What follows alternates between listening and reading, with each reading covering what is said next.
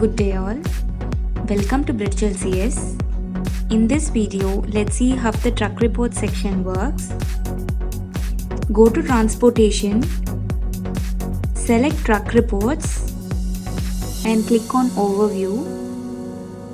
The table has 4 different types of report like cost, income, maintenance and movement. This gives you the overall periodical report. If you want to know more in depth, click on the sections available at the top based on your requirement.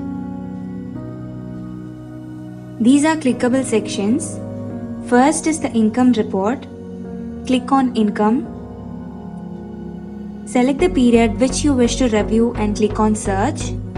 You will get the truck name, plate number and income. If you want to check the allowance and driver details, double click on the required row. Here you can see the complete details like service carried out, the name of the driver, allowance and the gross amount. Next is the truck allowance report. This is one of the important reports to be maintained precisely. Select the period, the type of the truck, whether it is company or lease or private. Based upon the selection made here, you will be getting the list of drivers. Select the driver and click on search. The table furnishes the truck name, plate number, allowance, cost and the total amount. The trucks displayed here are based on the type selected in the search column. You cannot select multiple types at the same time. The total allowance of the selected trucks is given here.